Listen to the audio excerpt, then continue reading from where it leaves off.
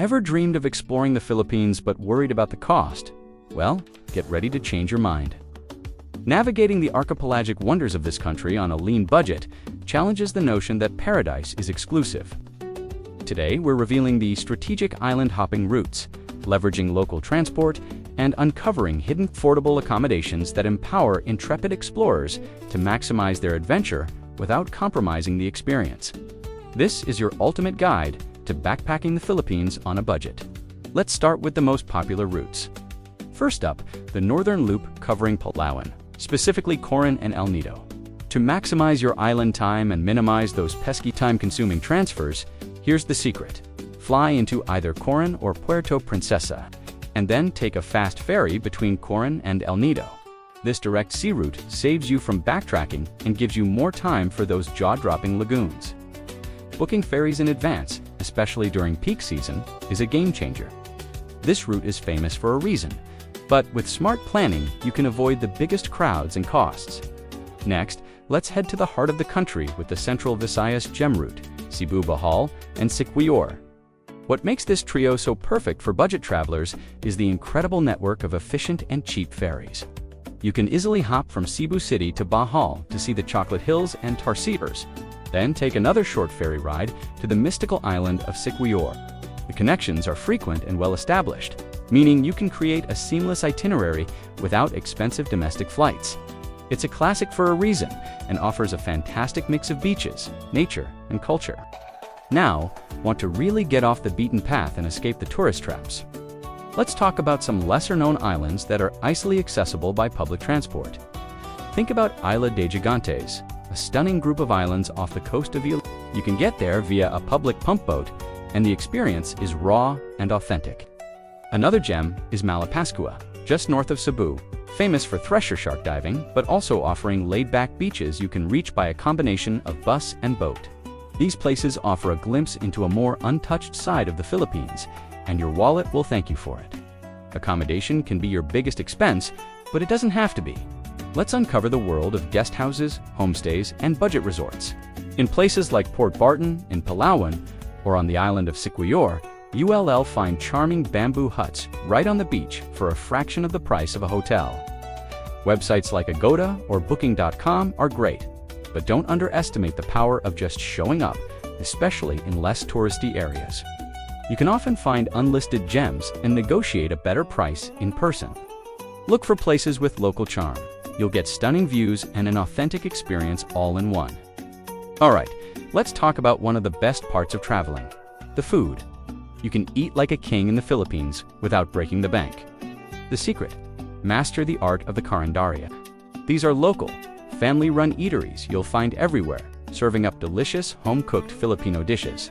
A full meal with rice and 2 viands can cost you just a couple of dollars.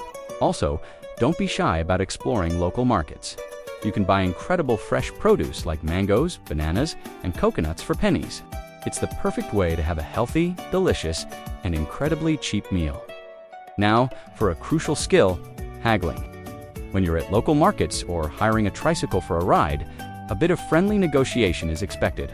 Here's the etiquette: always start with a smile. Ask for the price, and if it feels high, you can politely offer a slightly lower price. Don't go too low, as that can be disrespectful. A good rule of thumb is to aim for about 10 to 20% off the initial price. The key is to be friendly and respectful. If they don't budge, that's okay too. It's a negotiation, not a fight, and it helps you get fair prices.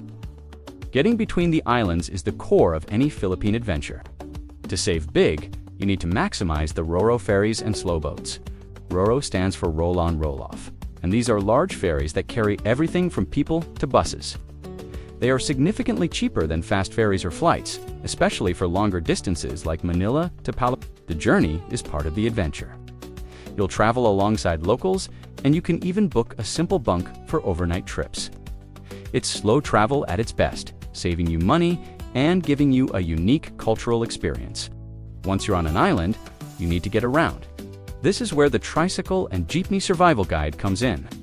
Tricycles are the Filipino version of a tuk-tuk and are perfect for short distances. Always agree on a price before you get in. For longer routes within a town or city, Look for the iconic Jeep. These are the kings of the road. They have fixed routes, often written on the side, and are incredibly cheap. Just watch how the locals do it. Hand your payment down the line of passengers and yell "Para" when you want to get off.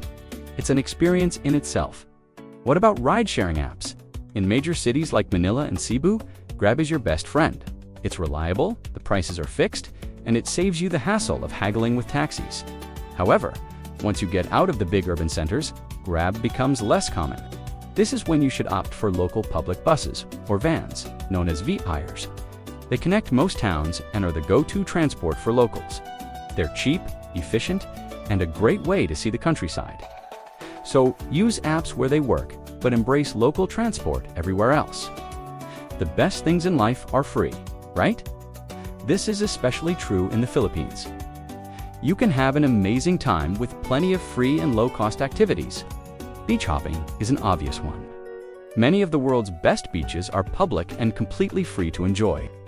Snorkeling from the shore is another fantastic option. Just bring your own mask and snorkel, and you can explore vibrant coral reefs in places like Molbol, in Cebu, or parts of Palawan without paying for a tour. Also, almost every island has viewpoints that you can hike to for breathtaking panoramic views. These simple pleasures are often the most memorable. If you're feeling adventurous and want total freedom, consider a DIY tour by renting a motorbike.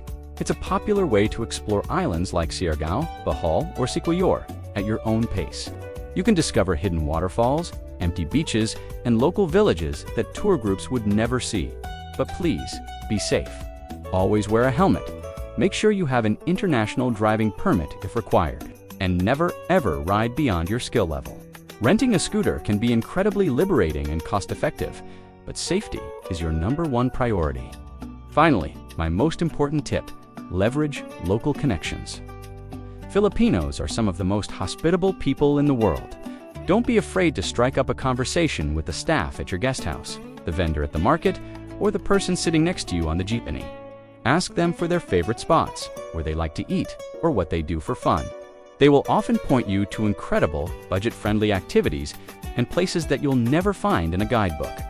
These local insights are pure gold and will transform your trip from a simple vacation into a true adventure.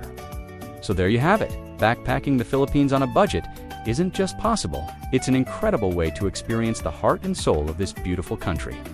It's about smart travel, embracing local culture, and discovering that the best experiences often cost the least. Thanks for watching, and if you found this guide helpful, don't forget to like, subscribe, and hit that notification bell for more travel tips. Happy travels!